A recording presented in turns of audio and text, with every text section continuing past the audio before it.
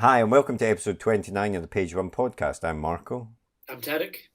And thanks for joining us for another episode of the Page One podcast, where we talk to writers of all kinds about their work, about their writing process, and try and get as many hints and tips as possible about how to write, because that's what me and Tarek are. We want to become writers ourselves, and this is a great way to... Give me your secrets. Exactly. And there's a whole host of back episodes there with people like David Baldacci, Sarah Pimbra, and also screenwriters like Mike Carey, and lots of different types of writers that we've spoken to, and it's all been really useful. So hope you check those out if you haven't before. Also hope that everything is great with you just now, because obviously we're all in a lockdown situation, or certainly we are in the UK, and I think in large parts of America and stuff as well at the moment. And when you're locked down, this is a shameless plug that I'm about to do, which is perhaps in bad taste. It's also a seamless segue. Yeah, you might be wanting to write that great book that you've been wanting to write. And what we also do here, what me and Tarek and our silent co-host Tim have also made is a notebook. And do you want to tell the people about the notebook, Tarek?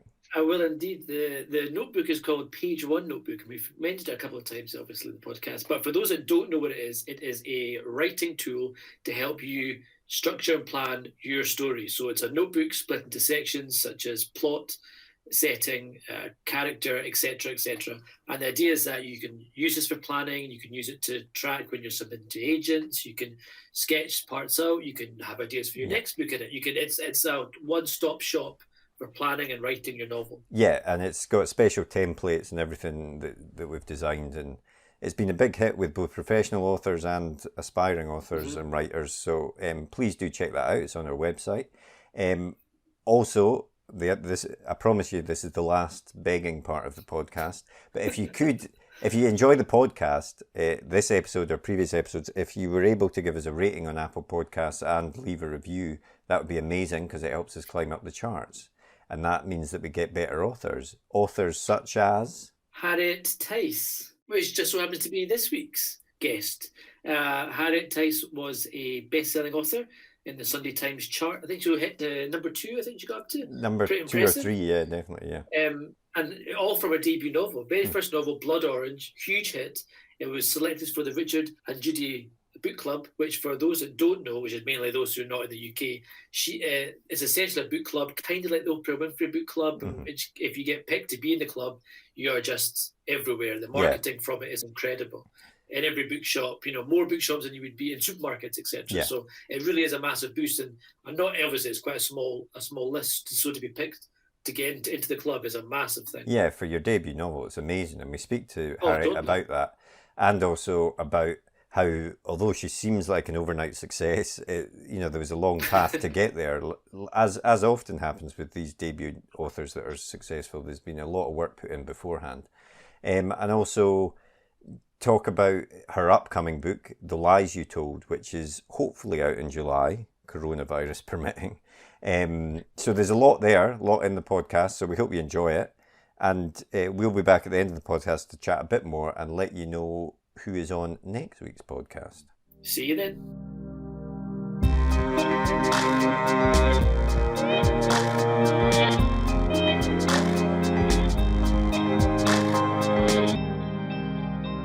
Did you always want to be a writer? Because you were a criminal barrister, I think, before. Is that correct? So what made you turn to writing? Well, I started off when I was a lot younger. I wrote a lot of poetry in my teens, which was, I think, probably very bad. I haven't dared look at this again. I found an old school magazine, and one of them, and it had the weirdest sort of capitals all down the side, and it just looked, and I'm not quite sure how it was wrong, because I don't really know about how to write poetry, but and the teacher had been really encouraging. And then I discovered Sylvia Plath, and it all went a bit south. And he said, it's very self-indulgent. And that kind of put me off for probably the best part of 20 years, Right. which is, I mean, I did English at university, but then I did a law conversion, and then I was a criminal barrister.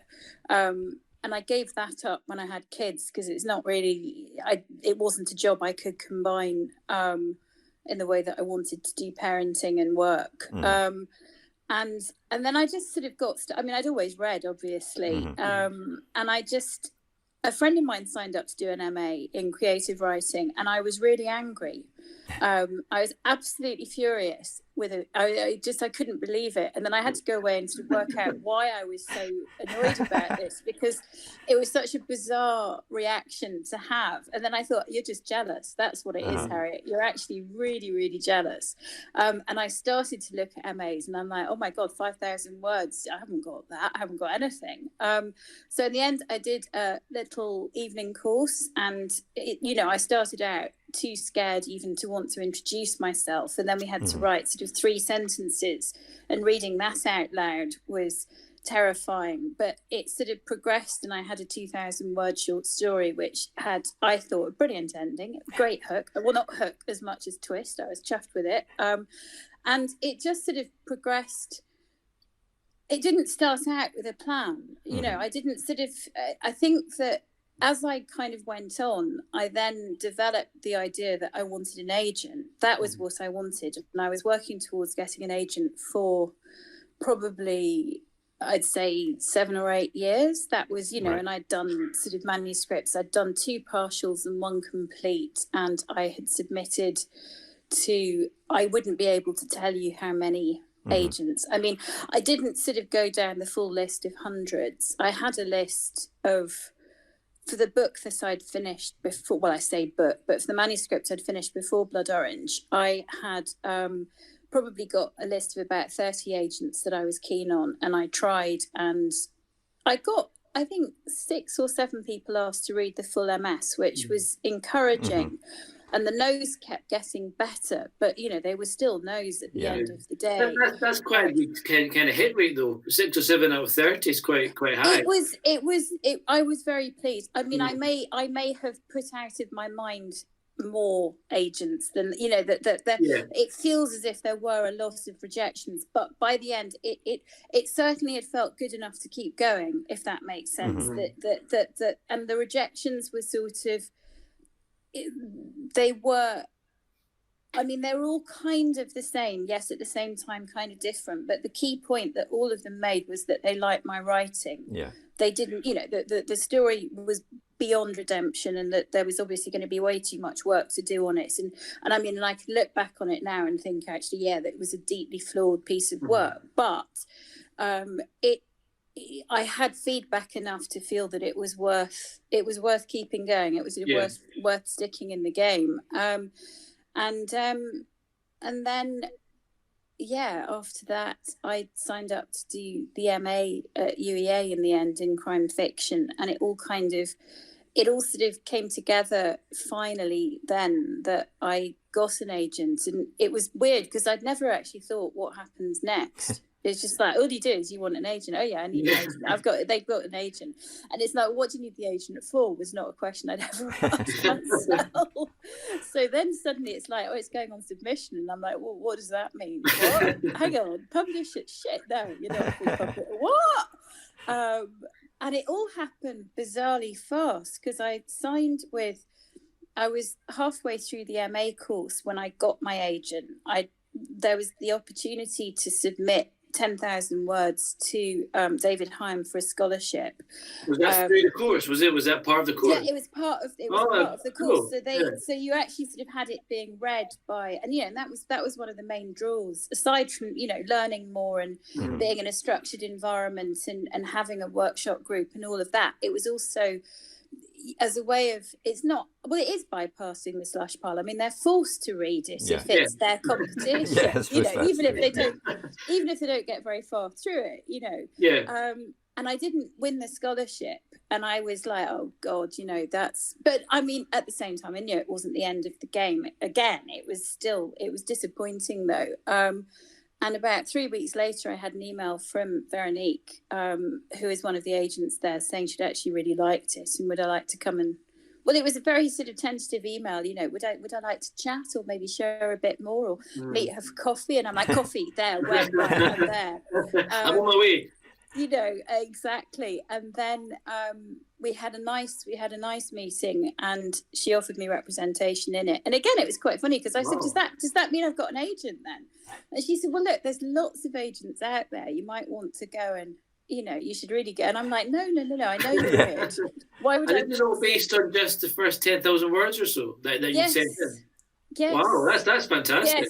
Yes. And that was, you're never going to get that kind of enthusiasm. I think if someone clicks with some, if you get that level of engagement with something, it would seem really, it would have felt really weird to go out there and gone shopping, and to totally. I think, it just, and I mean, because also I knew that this wasn't some sort of fly by night kind of random, this was, someone I knew of, and I knew her name and I knew the authors that she represents, and so it was all, it wasn't dodgy in any, it was and then that was in November of 2016, and then it went out on submission in 2017 in May, and 10 days later we got the offer from Headline, from Wildfire. Amazing. So that's that was dream. the thing. That's a dream path everyone wants to do. It was ridiculous because, you spend all these years waiting and just rejection after rejection, and then suddenly boom. And it was quite a lot to, I mean, there were almost 2 years between the acquisition of the book and publication. So I did have time kind of to get used to the idea, but I mean I think it's sunk in now, but still it's very surreal, it is quite odd. And then of course you ended up on like Rich and Judy book club and things like that. that was not anticipated, I think it's fair to say. Well, they'd been kind enough not to tell me, I didn't have any. Someone had said to me at one point, an editor at a different publishers I'd met at a launch, and she said, oh, when's your paperback out? And I said, oh, I think it's Boxing Day, I'm not sure. And she said, oh, they'll be putting you in for Richard and Judy then. And I looked at her like, what? Because I still don't really fully understand it all, but it was, they have slots and publishers can put forward a certain number of books for each slot. And anyway, I just said, well, no one said anything to me. And she said, well, it's always a long shot. She wasn't being, it wasn't to put me down. It was just more as a kind of, there are a lot of books out there which are all really, really good. So you can't ever... and when my editor called me and she'd sent me an email saying, can I have a chat with you later? And I thought, oh shit, I'm really late on book 2. And so for the first 15 minutes of the phone call, I was making elaborate excuses about why it was, I was going to get my homework in, just not quite yet. And then finally she broke through and she said, there's something I needed to tell you. I'm calling for a reason. And yeah, it was to say that we'd got it, which was just, anyway, a bit mental. And what sort of impact does that have on you? Having on the book, having that stamp from them? I'm assuming advertising's great, it's on bookstores, etc. It's transformational. I think it's absolutely transformational. I mean, a phrase that my editor used was the halo effect. That it is, I think, one of pretty much the biggest paperback promotions that there is in the country. The Waterstones is obviously, if you're a Waterstones Book of the Month, that's really big. But, there's W.H. Smiths everywhere. There was the point that I was, we were driving up and down to Edinburgh at Christmas, and we were stopping off at surfaces, at sort of Watford Gap and Newport Pagnell, and there it was. And you just don't, I wouldn't expect to find myself in Newport Pagnell. And it meant also that it was in all of the supermarkets apart from Waitrose, which was sad because Waitrose is the only supermarket that features in the book. You know, there's a scene in it, and you're like, oh, could you not have? But yeah, so it has a they have a huge impact. They have a huge influence. I mean, it's I still can't quite. Anyway, as I keep saying, it is quite surreal. But I think that it's had a huge effect on it. It's had a huge effect on it. I mean, the fact that it got into the top 10. I mean, the fact that it got to number 3 was just. I had sort of thought, well, it would be absolutely lovely if it can be number 10 for 1 week, because then I can call myself a Sunday Times bestselling author, Harriet Tyce. And it did, and it got there, and it stayed there, and then it went to number 2, and it was like number 3. That's kind of quite solid, isn't it? Yeah, you can't take that away. You can't argue with that. So yeah, I mean, it was an extraordinary. It's brilliant, and they were meeting them was just that. And they are, as well, do you? yeah, I did it. I recorded a podcast with them. Oh, wow. And they are so on it, you know, that they had absolutely read the book, and their questions were really, it was, I sort of came out of it like, oh my, I don't even know what I said. I can't listen to myself again. I don't dare listen to myself again. But a couple of friends have listened to it and they said, it's all right, you make sense. It's not too bad. But it was, you know, I mean, meeting Richard and Judy, and you sort of watched them all the way through being a student, you know, was quite something. It's been That's amazing. Cool. Yes, it's one of these stories that's sort of like an overnight success that has been years in the making, as most overnight success stories are. That's the thing. You never see the iceberg. Yeah. You know, the iceberg.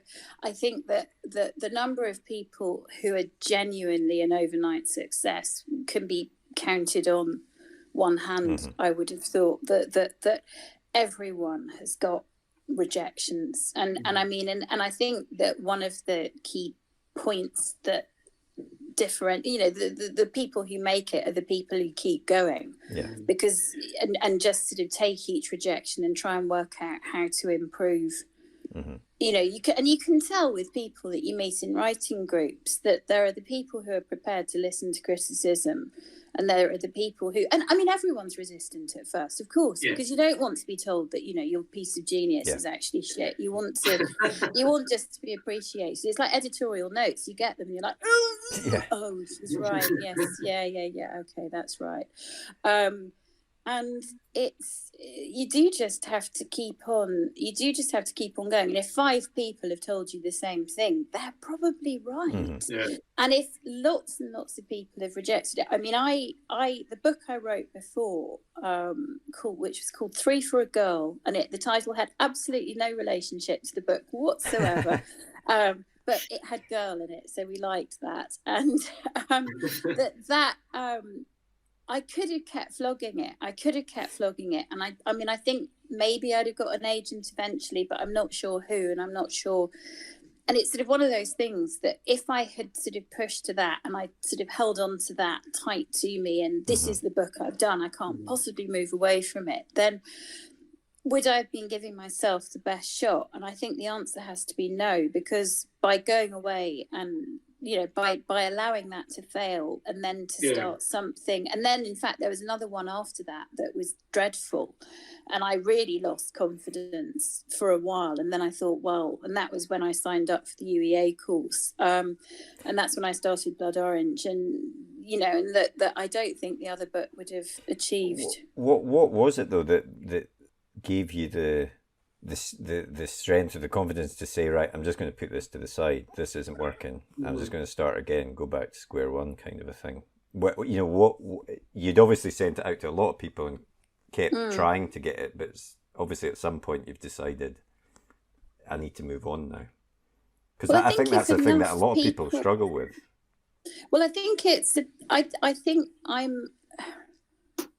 if enough people tell me something's not worked, I'm inclined to believe them. I don't sit there thinking everything's a work of genius at all. I'm not massively I mean, I can be proud of it as a piece of work without thinking it's perfect. And I see the flaws very, very strongly.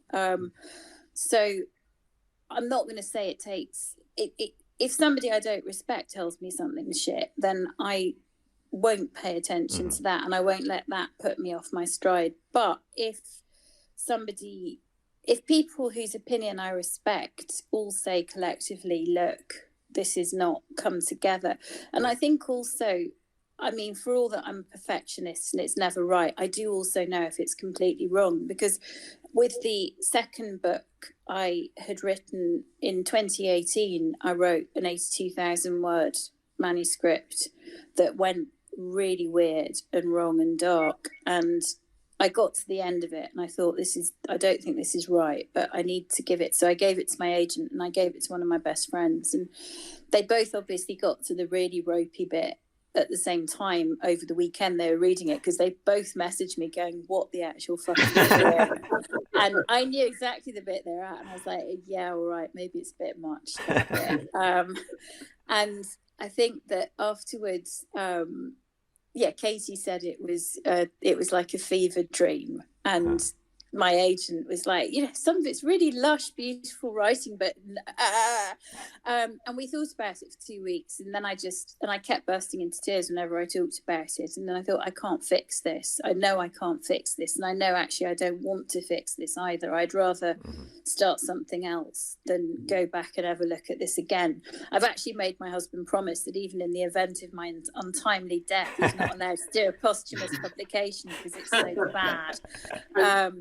And that took you on to Blood Orange, which is a kind that was.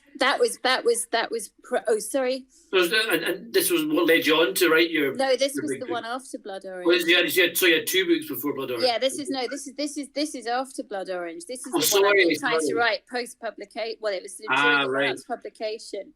So last year I had to. I didn't want to ask about that because I wondered, if you've had a successful book like that that's been a big hit, there's a lot of pressure then for that second book and the second album, and do you do a similar type of book? Do you try to branch out in something different? I mean, it's a really difficult thing to grasp, I imagine. I think learning how to tune all of it out has been. I mean, I've never written anything before that I knew people would read. The last thing I wrote, when I was writing Blood Orange, I knew it was going to be read by my tutor and my writing group, and that would be it, kind of thing. I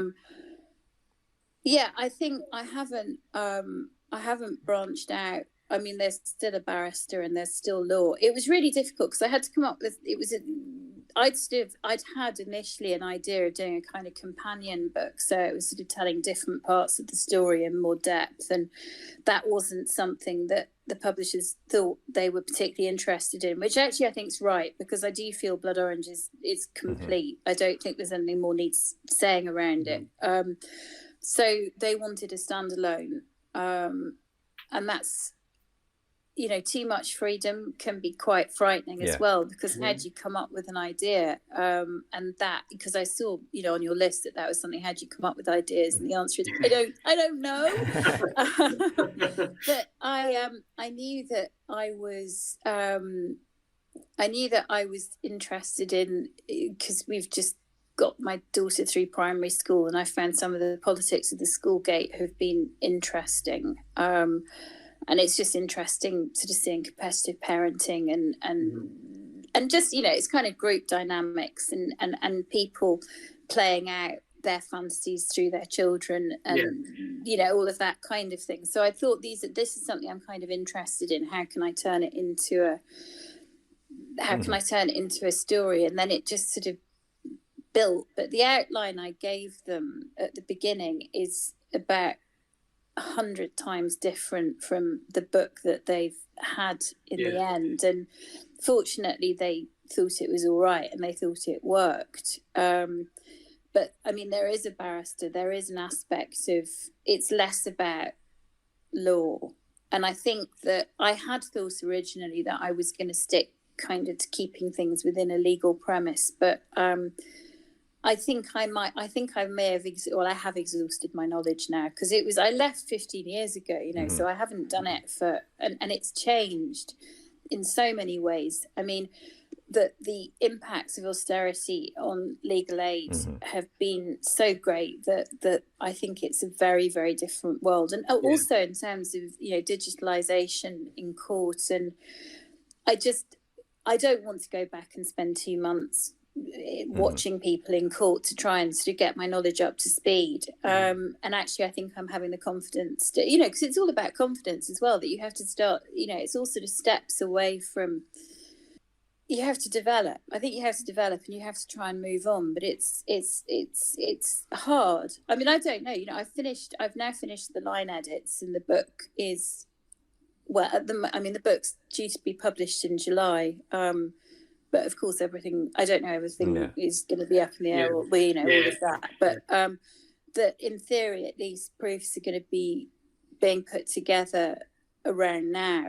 So it is kind of done pretty much. And I think it's an all right piece. I mean, it's hard to tell. I can't really tell because I've been so close to it. Yeah, it's always the way. So, when you've done it, you're like, it's really difficult. Is it quite a comforting thing then, would you say? Because we've asked this question to a few folk before, this whole write what you know thing.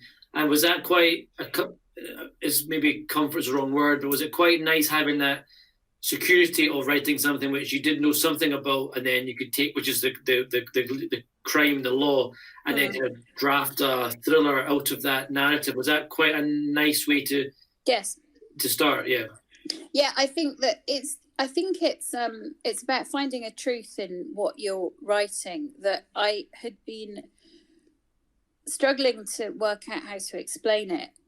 But when I was writing this most recent book, I was thinking a lot about characterization and how to do characters. And I found my way to reading a bit about the Stanislavski. Sorry, that's my computer. I'll put that off.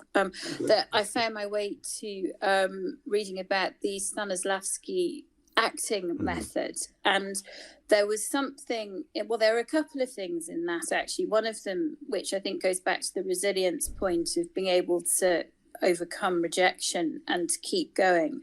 And that was about having no fear of failure, in that you just keep putting ideas forward and something's going to stick in the end, because you just have confidence that there's an infinite well of inspiration and creativity, and that you're always going to be able to, you try it one way, it doesn't work, but you can go back and try a different way, and you can just keep doing that until it does come together. In terms of the writing what you know, it's not about books being autobiographical or it being in direct correlation to your experience, but that you've got to find a kernel of you in what you're writing, from which you can then extrapolate. So, say you're writing about the death of a child, you would hope to God that you've not experienced the death of a child, but you will have experienced the death of something or the loss of something. And, you can think your way as you're writing the character into, you sort of, then you have to just start thinking about, how does it feel to experience loss? And then you sort of build from that. And so it's a form of autobiography without being. Does that make any sense? Because I was trying to explain this to my editor and she was looking at me like I was barking mad. But it's actually, since I read that, I was something like, but that is exactly it. That you're not your terrible character who's sort of out there doing unspeakable things. But everyone's had in the case of Alison, the character in Blood Orange, I mean, most people at some point have had a hangover and have woken up and gone, Jesus Christ, what did I do last night? Oh my God, I didn't do that, did I?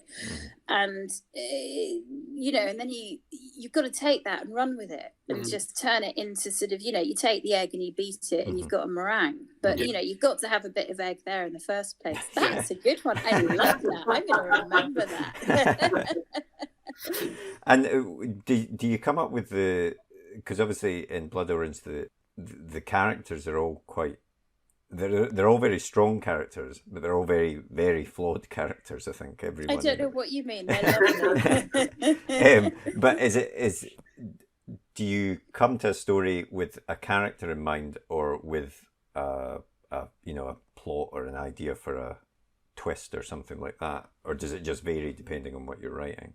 I think it varies because I haven't written enough yet to be able to tell you in some ways, but I mean, Alison was the character that it was with her.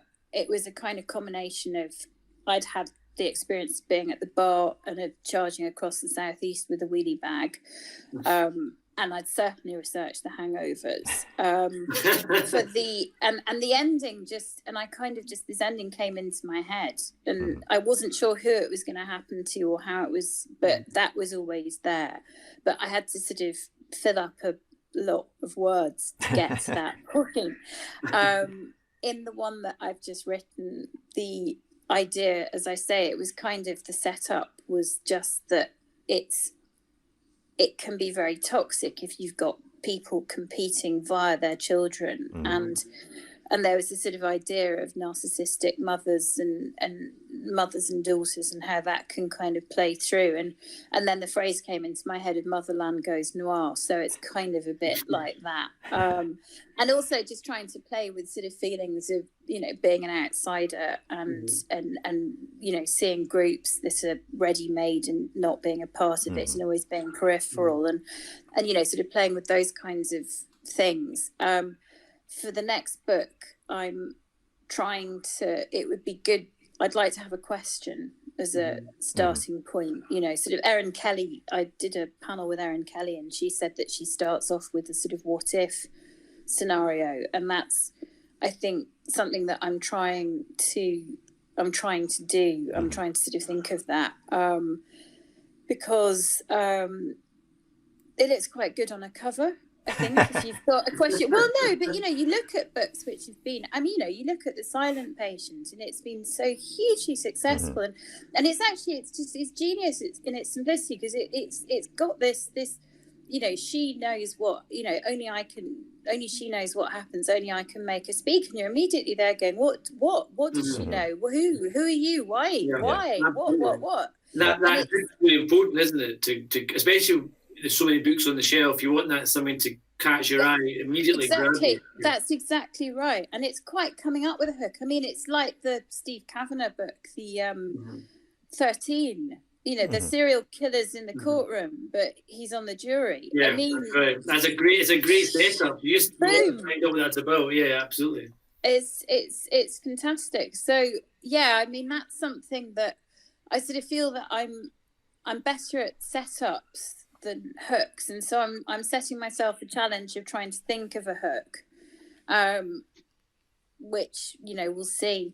I was just going to ask, is that sort of approach to thinking about writing something that you developed through the courses that you took? Because, you know, there's this sort of, and I think it's, you know, there's a romantic idea that if you're a writer, and you'll sit down and you'll just bang out 100,000 words because you're so passionate, and that writing can't be taught and all this sort of stuff. But clearly, not just from you, but from other people we've spoken to, it clearly does help, in whether it's because you're getting feedback or thinking about structure in a different way. I mean, what was the main thing that you got out of the course that you took? I think that it can be, I think that aspects of it definitely can be taught, because you can, if you read a book you can tell the difference between a book that's well put together and a book that's badly put together, and you can tell one that you know, where you know where you are, or if you don't know where you are, it's because they don't want, you know, it's a deliberate move. It's not just because they're messing around with it, you know, or they're just slipping from point of view without proper flagging, or all of the, you know, if you've got lots of different time frames, and you never, I mean, I can't stand it if I'm reading something and I'm suddenly like, hang on a minute, why am I here? I was there a minute ago and now I'm here. And that is something that I think you can teach, because you just, you know, you've got the question that was always going through in the MA was, what's your fictive present? Where are you right now? Right. And I think you need to be able to answer that question every page of it. I think that looking at questions as to, you know, sort of how you characterize, how you the difference between plot and story, which I always forget but one of them's the cat sat on the mat and the other's, the cat sat on the dog's mat, is puts in. That's cute. I like that. Yeah, is the more interesting. So I think that the plot's the bit that makes the story interesting, but it may be the story that makes the plot interesting. I mean, I'd have to look it up, but those are things I think that you can teach, and I think that courses, if you can,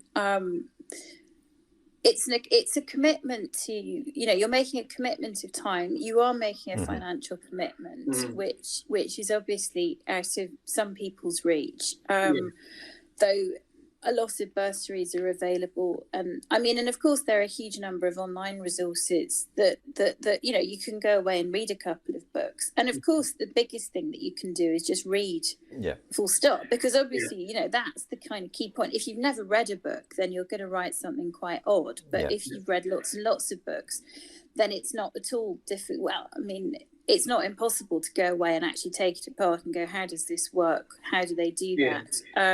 But you're right. If you want to launch a crime book, you should have an understanding of how crime books work, what the market's like, etc. Yeah, I think that's right, because if you don't know what's out there, and you have to read, I think you do have to be reading some contemporary. There's no point just reading Dickens, because if you want to write something that's going to have any kind of commercial appeal now, that there are, of course, people who are true artists who will just sort of come up with something amazing. And then, I'm sort of thinking Emma McBride and The Girl is a half-formed thing, that she stuck to her guns with that book. And it, in the end, it absolutely, I'm not an artist. So, I think I'm sort of fairly venal that I actually wanted people to read it. I didn't realise that's what I wanted, but actually... it seems that what I enjoy writing most is psychological thrillers as opposed to literary fiction. And I like the idea of people, I want the pages to be well crafted and well put together. And, I want it to be writing I'm proud of, but equally, I think I quite liked some of the interviews I've read recently with Denise Miner, where she's just like, it's completely disposable. It's totally transient. And what's the problem with that? Lean into it. And it's a really interesting argument. And we've chatted to a few authors who have said something similar, who've said there's a difference between the literary greats and a really good page-turning thriller, and it's okay to write either. Not everything has to be the best written book. It can be entertaining, and it can be good characters and a good plot and a good twist, and that can be enough for a really good book. And I think realizing that is quite. A lot of people want to write the next great epic or the next great amazing work of art, and I think realizing that you don't. The bar doesn't have to be that high. You can craft a really good story that people like and people want to read. It can't all be, Infinity's Rainbow or whatever, Gravity's Rainbow. And that there's a lot of pretentious shite out there. I think if you can let go of those, it's an unnecessary aspiration, because that is the kind of thing that is, I don't know. It depends what you want, but I wanted to be read. I don't know. And also, to be honest, I write as I write. I've never really tried to write differently, because that is just how I write. So, if it comes to a point when no one ever wants to read psychological thrillers anymore, I'm going to have some problems, because, it's how I read as well. I read Eleanor Oliphant. I can never say it properly, but anyway, I read that, and I don't know if you read it, but it's got a cat in it. So the cat appears, and I just, the whole way through, I was thinking, oh God, something awful's going to happen to that cat. That cat's going to get it. That cat's going to be in it, the headless bleeding bucket of whatever. And, and that, no spoilers here, but that's not, I don't think I was reading the same book as everybody. Yeah, for sure. Not that kind of book. Not that kind of book. So. But at the same time, that's, if you try and write something that isn't you, just because you feel that it has to be a you've got to aim for some sort of literary pedestal or something, then people will see through it immediately. I think that goes back to it comes back to there having to be a truth. I think there has to be a truth. There's got to be a truth. It's got to be, because just as somebody who writes a lot of literary fiction decides, as they do in their sneering kind of a way, that, oh, well, I suppose it's so easy, I'm just going to knock out one of these. Yeah. And unfortunately, sometimes they do, that I was always, that there's one author I'm thinking of in particular who was, who just knocked out a crime novel because it looked easy enough and it did really well. And you're like, oh, piss off, But by and large, though, I think that, if you're sneering in your head at what you're doing, then that sneer is going to come out, because you are also sneering at your reader. And that's, you shouldn't be sneering at your reader. That's. But I think that, you can't decide. It's like people decide, oh, I'll just go and knock out a Mills and Boon. But actually, Mills and Boon are, it's complicated. It's not, people can't just, if everybody could, then everybody would, quite obviously. But, we've all read enough bad books to know that doing these things well is not, it's not just like falling off a log, it takes a certain amount of practice and dedication and thought and and talent, I suppose, as well. And it's also that when I write, certainly I write in part to find out what's going to happen in the story myself, because it's a story that I enjoy. And if you weren't doing that, if you weren't being true to yourself, you'd be writing something that you'd lose interest in very quickly. Yeah, exactly. You have to write something that you yourself would want to read. Yeah, that's absolutely right. And I think you're totally right. There is an element of snobbery, I think, across not just writing, but across all media. You get that, comic books or action movies or genre. Yeah, there's always that people who look down on other parts, other writing or other types of movies, etc. And I always think it's kind of a shame, because there's plenty of space for everybody. And yeah, that's right. I think just because it's a comic book doesn't mean it's anything it's worth anything less than a crime book. Well, no, because actually, narrative through comic books is a whole different. I've had a look. There's that Scott McCloud book about how it's done, and it's incredibly complex, and the way that times shifts, and there's real craft in all of this. And it's and I think things do last. I sort of say disposable in a kind of. Do I imagine people will be reading my book in 50 years' time? I'd be surprised, but equally, why the hell not? Just as there's I do think you just have to write the thing that, you've got to know you're doing your best. That's all. If you know that you've done your best with this and that you're proud of it and that you haven't just you've not been cynical in your approach towards it, I don't think there's anything. I think that's all that you can do, really. You can't really ask any more, can you? No, totally. I think that's right.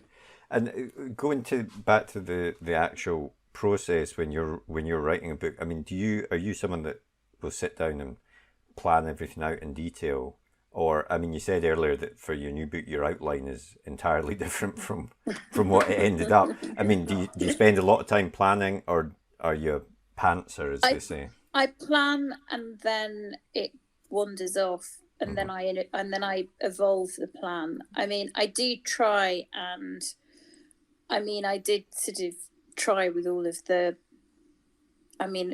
kind of 5-act stuff. I got the Save the Cat novel book because I was in such a panic about it, and I do like, I like the bits of The Long Dark Night of the Soul. I think that is a good moment. And I think that because it sort of ties in that story structure, I think I don't know a huge amount about it, but it is something I try and, because I think it's what leads ultimately to quite satisfying stories, that you have the sort of the payoff at the end and you've had the reversals. And so I think that trying to come up with plot points that tie in with those kind of, I say beats, but I wouldn't ever... But, you can start with that and then you sort of go, oh, hang on, no, this is what's happening. And in fact, with the last one, I had been sure about the way it finished, and I was sure about the person and how it all sort of panned out. And then I suddenly realized that someone else was actually really awful, and then this sort of last paragraph presented itself to me, and in a way it was like, oh, and it's I don't know, it's the twist I'm actually the proudest of, and it's I had no idea that it was going to happen. I had no idea at all, that it was at 9. I sent the draft in at 11:30, and that happened about 9:30 that morning.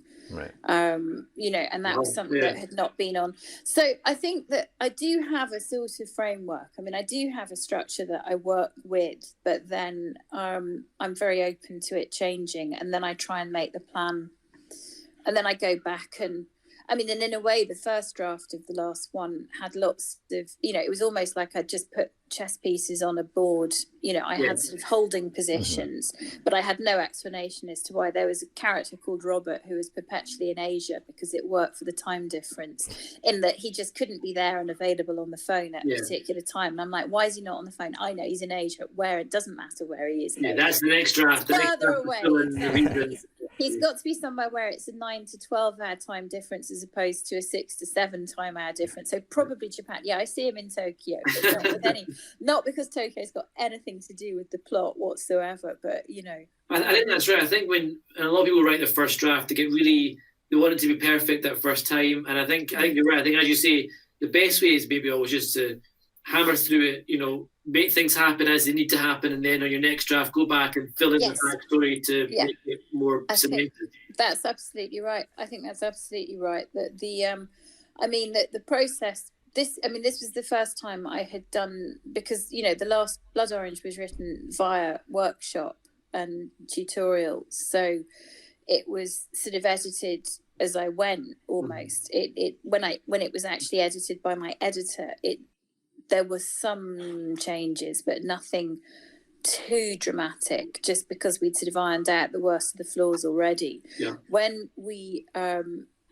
When I sent in The Lies You Told, the manuscript, it was literally a first draft. I mean, all I'd done was go through and try and sort out the chapter headings, but because I'd done it in Scrivener and then I'd imported it to Word, the formatting was I've done that before. It's awful.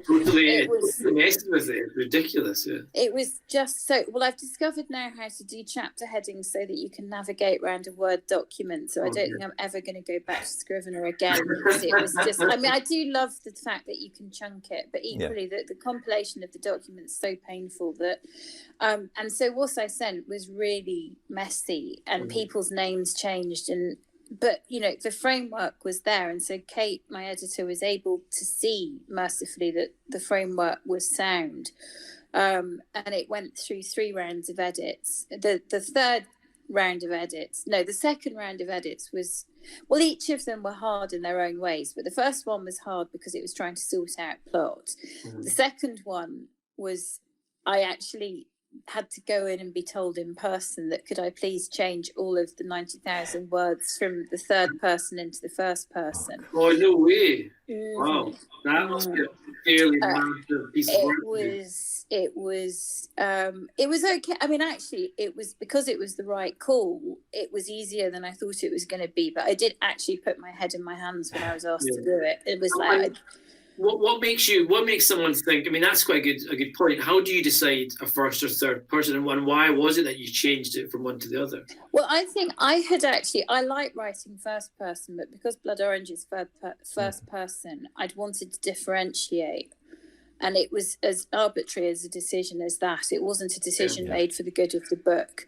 And when I was changing it, something Kate had said was that it felt distant, that she felt too distant, and I could see that she really did, because there was just if you're in the third person, you're sort of, she looks around the room and she can see that X and Y is happening, whereas I look around the room, he's sitting there, he's chewing, I want to punch him. It is just you get straight into the character's head. much greater. Even with close third, there's still a much greater immediacy, and that immediacy was necessary, because I do think it's a lot. And I'd sort of said it's going to take me at least 4 weeks to do it, because I wanted to sort of manage expectations very, very carefully. And in fact, I had it done in about 10 days. It really wasn't. I mean, though I have to say, even when I was going through the line edits, there was still the odd bit had slipped through where I'd missed it. But hopefully we'll catch all of them by the time it goes to print. So.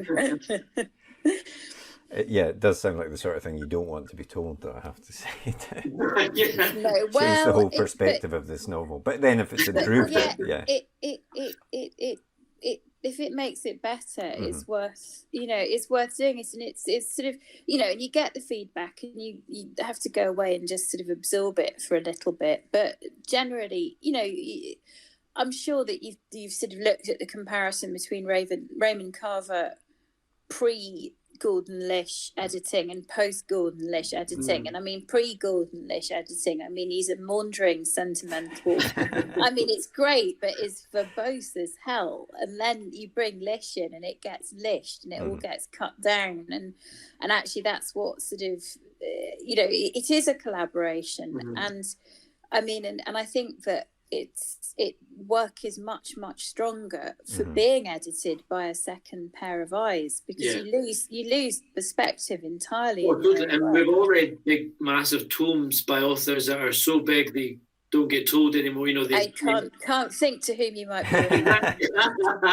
And you do kind of think this needs a third of it chopped off. And big start. And the shorter ones earlier on always tend to be better than exactly. But I guess there's a huge enjoyment in the world creation. And you need to get caught up in that, isn't it? And to create stuff no one really needs to know, but you want to tell them because you thought of it. And some people really want, some people revel in the lushness of the entire kind of, it has its place, but yeah. And of course, I was reading that the TV rights, is it TV rights or film rights for Blood Orange? TV rights it's been optioned by World Productions. Right. So it's at the moment, I think the phrase is in development that someone's doing a script. There's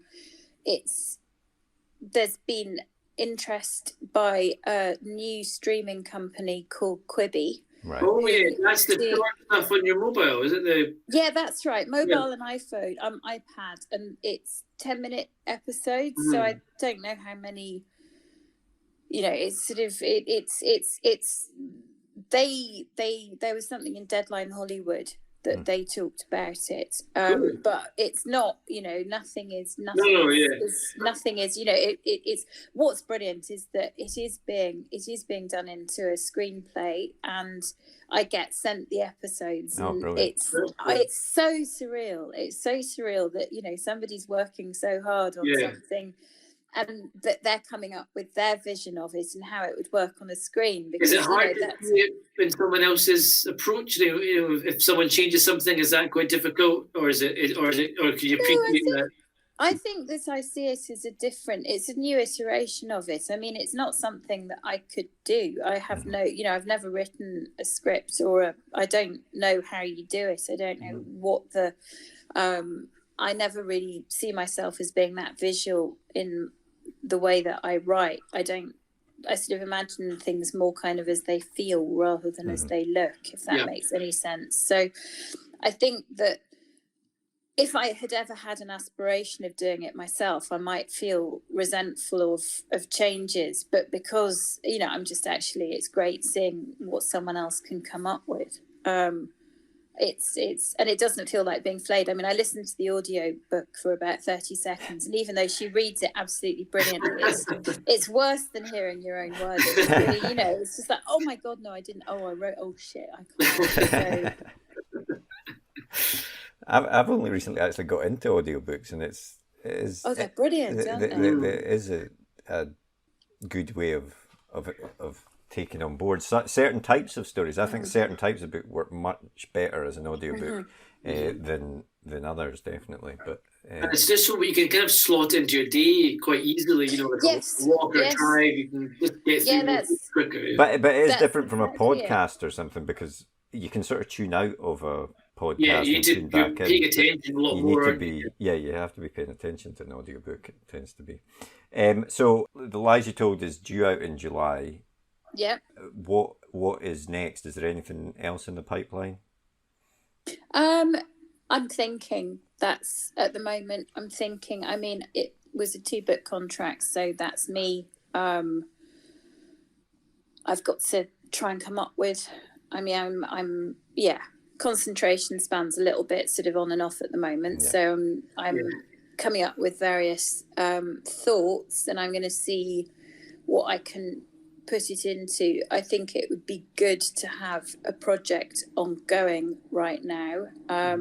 I can say categorically it will be nothing to do with dystopia, because I just want to, you know, and I think actually it's going to be a really interesting challenge to that not to allow current events to infect too heavily work, because I mean, for a start, I don't think anyone's going to want to think about any of this for a long time to go. But secondly, you know, it will date us, and it will, you know, that.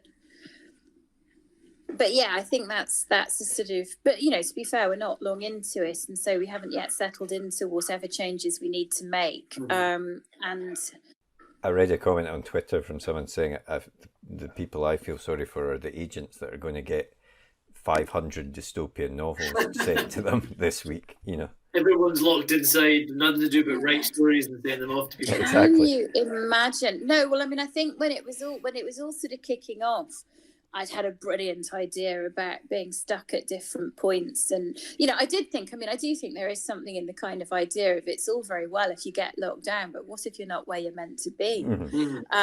And that, I mean, I think that there's scope if you can use it imaginatively, but I certainly, I think I'm going to be reading a lot of Ginny Cooper over the next few months. I just far away from this as you can get. I just don't want to know. But you know, I mean, we had these masterclasses when I was doing the UEA course, and one of them was with Ian Rankin, who was talking about the literature that's coming out of Northern Ireland now, and that while the Troubles were still, you know, at their worst, there weren't that many books sort of being published on the subject. That there was Colin Bateman. Of course, there are a few, but I mean, the Colin Bateman was more like comedic than. I mean, it had some serious points within it, but it was also very funny. And it's only once you get past the actual points of trauma that you can start to work out what's going on and write coherently about it.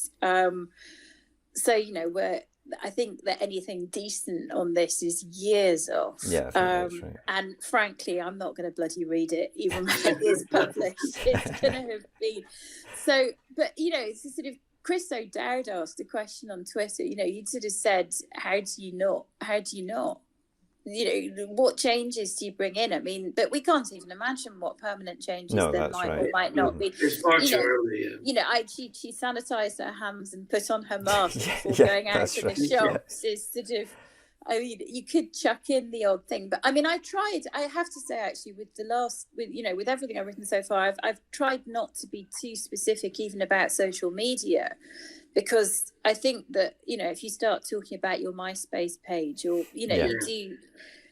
And I think that was the point, actually, that was being made by Denise Miner, that shying away too much from current technologies and attempt not to date, in a way, almost, you know, it sort of misses the point in another direction, because, you know, Facebook and Twitter, and they're all such big parts of our lives as they are now, that you can't pretend they don't exist. But I mean, I think that Possibly setting aside. I'm thinking 1996 was a good year. Maybe I just like the idea. Before all the technology, social media. Yeah. Exactly. That there's nothing. I think 1996. There was nothing terrible. Don't tell me if there was something terrible happening in 1996. I don't want to know. I was blissfully unaware, and I just want blissful unawareness. Sounds like a good place for me to be.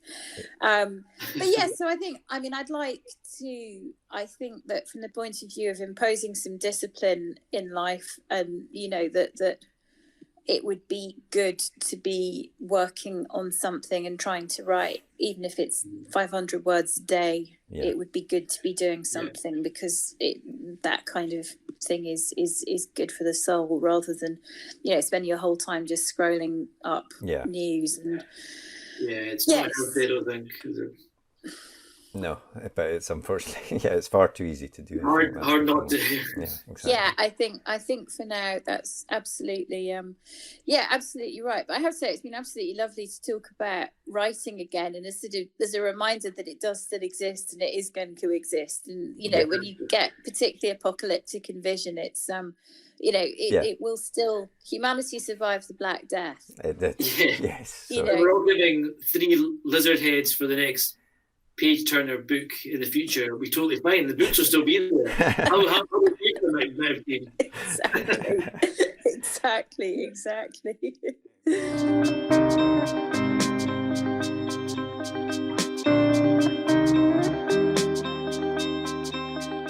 What was the last book that you read? Oh, it feels as if it was so long ago. And it was only a week ago. Oh no, that's awful. I'm sorry, you are catching me right when we're in the middle of one of the biggest changes I know. to the entire bloody world. That is. Don't worry, we've got other questions. We can move on from that. I have. You know what? I mean, I've been reading nothing but news and long reads and medical reports. So I'm gonna. I have got an amazing amazing pile of proofs that I am going to. And I'm currently reading. I can tell you what I'm currently reading, which is not yet published. That a friend of mine is called Louise Hare, who's just published a book called This Lovely City, which is Windrush crime. It's brilliant, absolutely brilliant book. And we were in a writing group together, and she has sent me her new book 2 manuscript. Brilliant. And so I've been reading that, which has managed to hold my attention amazingly for at least 15 minutes at a time, which I say is a massive compliment, because nothing's holding my interest for that long other than Harvard Medical Press. So I am going to try, and I think it just takes a bit of time, doesn't it? There's this big change, and it's always really shocking, and then actually you get back into a bit more of a normal routine, and you just discover a new normal, and then you get back into doing the stuff you want to do, which is reading. Something, I've seen lots of people talking about this on Twitter, saying can't read at the moment, just can't read. Are you reading? Are you managing to read? Not massively, I have to say. Because you're always just are tempted to look at your phone, and then when you start looking at it, that's exactly the problem. Is that you have the book, and then after 2-3 pages you think, just check what the latest is.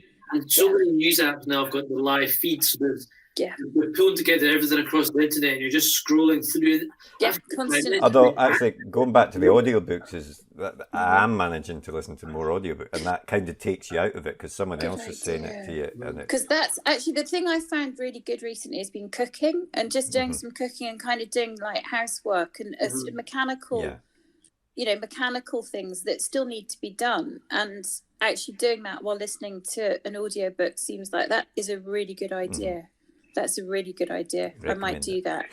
Thank you. Rather than the coronavirus podcast. Yes, exactly. Yeah. No, I can't. I just can't. Can't. What about the last film you watched then?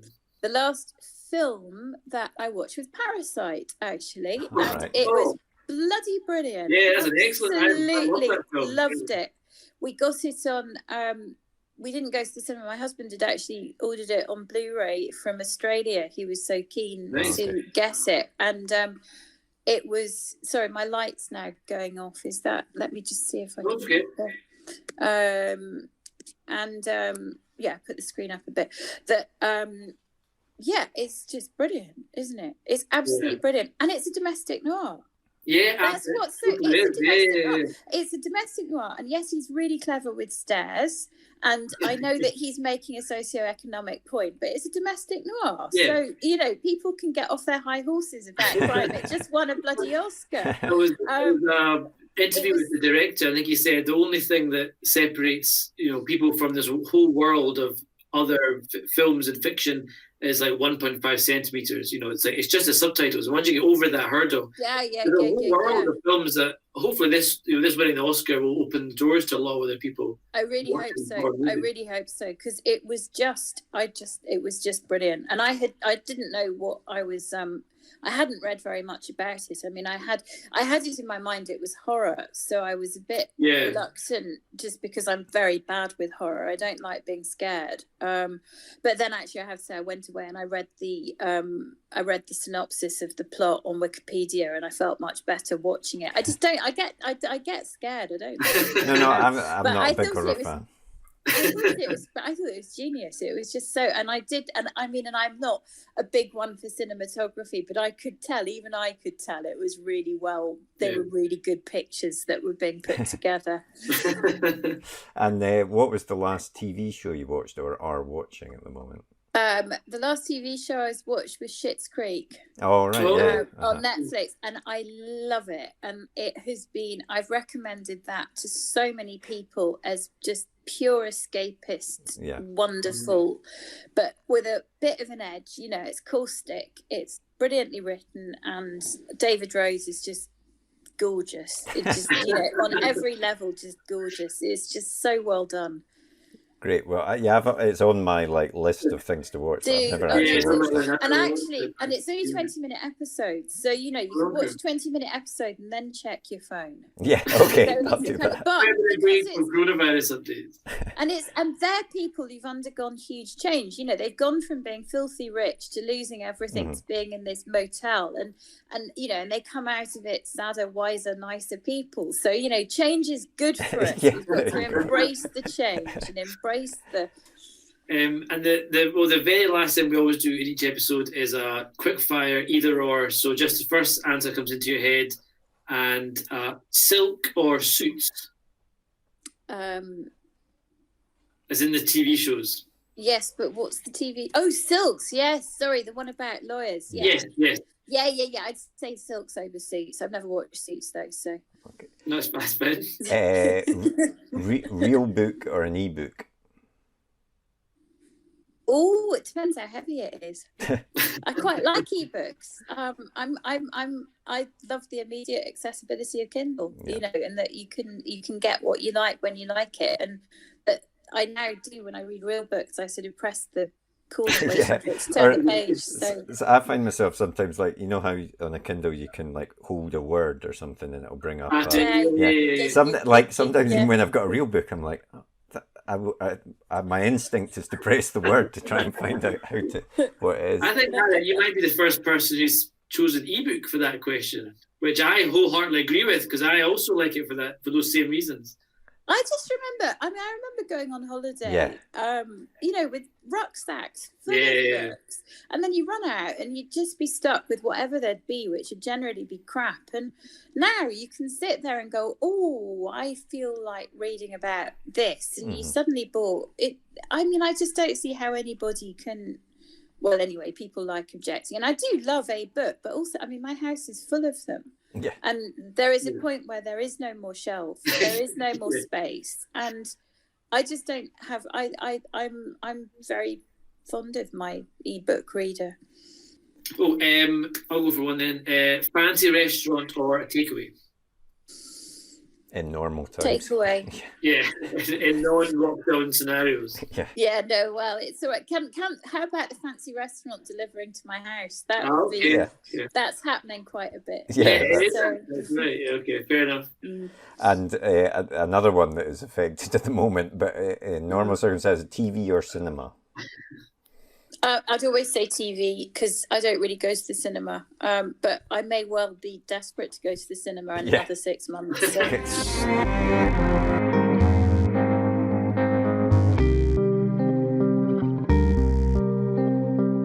Well, I, for one, would give that episode 10 out of 10 because Harriet, for the first time, I think, chose ebooks over real books, which is, as we all know, the correct choice. Yeah, I mean, I think she might be the first one. Maybe not the first, but certainly one of the only ones to have chosen ebooks. The smartest one. Yeah, I mean, I always forget what a sort of ebook Nazi you are there, Tarek. Yeah. Want to burn the real books and only keep ebooks.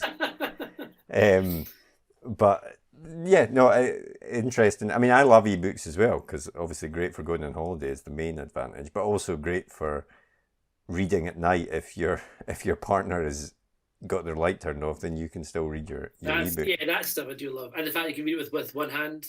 Yeah. Leaving your other hand free to do whatever you would like to do with the other hand. Depends what book you're reading, I suppose. Oh dear. Is that inappropriate? That might not make the final cut. Oh dear. Just when we were trying to be talking about drinking martinis. Just when we were trying to be sophisticated. But also, audiobooks, we talked a bit about that there. I mean, I've, as I said, recently been listening to quite a lot of audiobooks, and I find it it's a good way to get through more books, I think, just because I don't have the time, with kids and everything to read as much, but you can always be listening, like if I'm cooking or doing stuff, walking home and things like that, you can listen to ebooks on the way and that. Not it's funny, I've actually switched. I used to listen to a lot of podcasts, and I've kind of drifted away from podcasts into audiobooks apart from this podcast, the last few months. Apart from this podcast, and if anyone listening out there stops listening to podcasts because of that, I will never forgive myself. But yeah, as you say, it's a great way to fit more books into your day, especially if you listen to them on faster speeds. Yeah, that's true. Yeah, I listen 1.25 at least, and it makes no difference to the... Yeah, I think there's a point where it becomes comedy, like it can tell it's sped up, but there's definitely, I think 1.25 is a good... Like the normal speed, they actually read it quite slowly. Lots of pauses. Yeah, and you don't notice it if you speed it up a little bit, and it does help you get through them quicker, but also enjoy them. So thanks very much to Harriet for taking the time to speak to us. We really enjoyed that chat. And her new book, The Lies You Told, as we said, is hopefully out in July, so keep an eye out for that one. Definitely. And who's on next week's podcast, Tarek? Next week we have Struan Murray, who is a children's author. Orphans of the Tide is his first book. Another debut author. Another debut author. Another overnight success. 10 years in the making. I think so, yeah. And his book's been compared to Philip Pullman and Northern Lights books. Yeah. It's that kind of children's fantasy, young adult. Yeah, no, it is. I'm reading it to my daughters at the moment, and it is very much in that vein. But are they enjoying it? Yeah, they're enjoying it, and I'm enjoying it. So it's got that appeal. It's a children's book that adults can also enjoy. So I thought a really good chat with Struan as well to hear about his journey to getting published as well. Yeah. So another person who's had a different experience than everyone. Everyone does seem to have their own journey, and it just shows that there's no one size fits all rule out there. So chart your own path. Exactly. I would say. Yeah, tune in for next week's episode. It's a good one. And as always, of course, if you would like to get in touch, please do send us an email to podcast@rightgood.co.uk. We're in lockdown. Please send us something. So bored, so lonely. And if you want to get in touch with us on Twitter, our Twitter handle is @right_gear, which is the name of our company. Page 1 is the name of the podcast and the notebook. Nice brand establishment there. Brand info dump there. Yes. So yeah, and we've also got Facebook and Instagram. You can get all of that info on our website. The link is in the bio of the podcast. But at the moment, we'll leave you with a bit more about that Page 1 notebook, and we'll speak to you next week. See you next week. See ya. The blank page. To some, it's terrifying, an obstacle to overcome.